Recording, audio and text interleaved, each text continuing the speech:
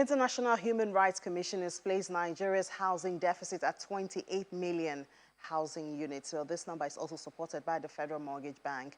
The implication of this is a huge number. That's hundreds and hundreds of Nigerians are homeless or live in poor conditions, and a threat to the implementation of affordable housing, which is an important component of the 2030 Sustainable Development Goals. But on the other hand, this 28 million deficit also provides opportunities. That's what Mrs. Toke Benson Awoyinka, Special Advisor to the Lagos State Governor on Housing, comes to speak. Mrs. Awoyinka, thank you so much for your time. I'm great. So it's sad to look at the deficit, but it also presents an opportunity. And I know you are very passionate about that. I've spoken to you a couple of times, you know, about the opportunities in the real estate industry, even though it's not so good because of the need, but it's also an opportunity for people to get in there and do something and make a difference. Yes, I'm glad we're speaking about this today, and I speak about it every day and every time. Wherever there's a challenge or there's a deficit, there's always an opportunity for people.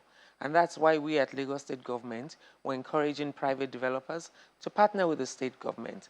The mistake people make is they believe government should provide housing. Government shouldn't provide housing. Government should create an enabling environment for people to get into that industry and provide the housing. So at Lagos State Government, we've done our bit, but we're also encouraging private participants to join us. So what are the opportunities available? So what we do is we provide land, but we also shy away from having people just bank our land.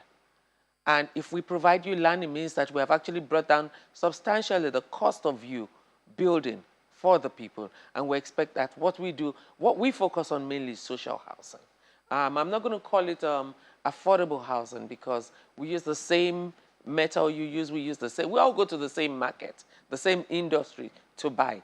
So it's not going to be affordable, it will be social, highly subsidized by government. So when we give you land, we expect you to build, and we expect you to build and pass on to our people at a very, very good discount. You know, paperwork is one discouraging factor in Nigeria. So even though as a government, you say, oh, we are making the environment conducive for you, the issue of paperwork or CFO, get approval for the plan, you know, and all of that, it might deter the opportunity that we see in this 28 million deficit. So thank you so much for bringing that up. Tomorrow, as you know, we have the marketplace, the real estate conference.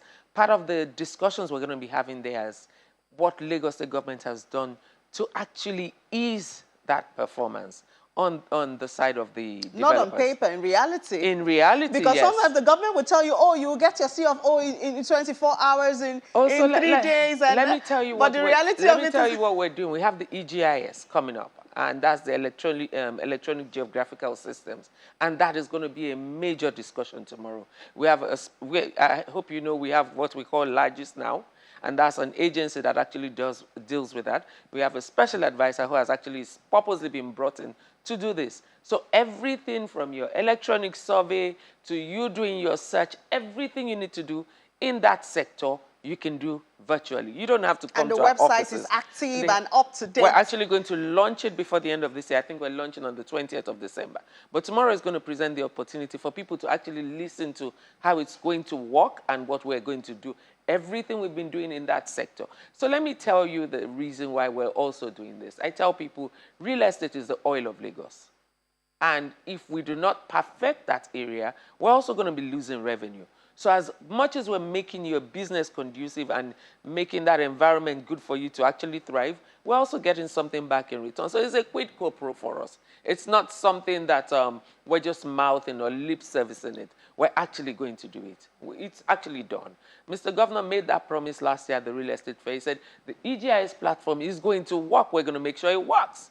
So it's working now, and we're going to launch. All right. So another thing is, you did say it's not affordable housing, it's social housing.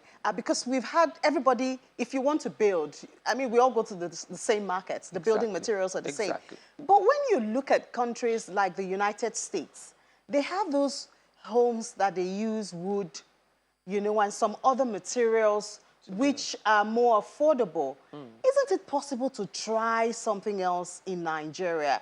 There was a time, I know a group of people came together to suggest if they could use these containers, you know, to make houses. So But we did that. are we too proud, or is it just not for our climate? So it is innovative, and everything is evolving.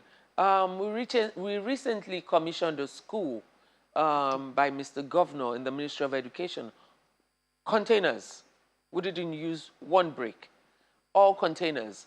And it's well insulated, it's well ventilated, and that's what we're doing. So we're actually looking at that too. We also had a company come build for us in Badagry, Idale Homes, Lagos State Government through the Ministry of Housing, and Ecostone, which is an American company. And they used something called something foam.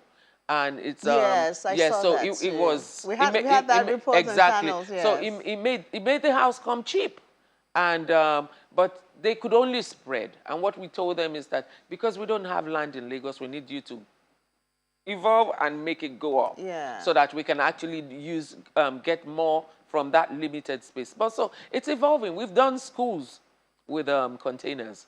Homes will also come with containers because we have containers just littering all over, and it would be good for us to put it in good use. So those are the kind of things that we're actually looking at. Lagos is evolving. But it seems those innovations are not coming fast enough. Well, or maybe the reception of it. Exactly. I was just going to say, you also know the stigmatization around a lot of things in Lagos. People are just going to say, oh, they want us to live in containers. Not just Lagos, I think it's Nigeria generally. Exactly. We have they want that us to live in containers. They're living in brick homes. So eventually people are going to get to know it. Once they now see that their kids go to school and they're built with containers and there's nothing wrong with it, then they start to also accept those innovations. So we're actually looking forward to those as well. Yeah, because we're actually looking forward to reducing that 28 million deficit. Exactly. Meeting up with the SDG goals. And yes, and it has to be done with the full participation of the private sector. All right, thank you so much, Special Advisor, Mrs. Toke Benson Awinka. I wish you the best in your event. Thank you and very in your much. innovations. I will expect to see you there tomorrow. Hopefully, if I'm not here. Thank you. All right, let's take a breather now. We'll have Ladi joining us with the crypto segment, but that's just in a moment. To stay with us.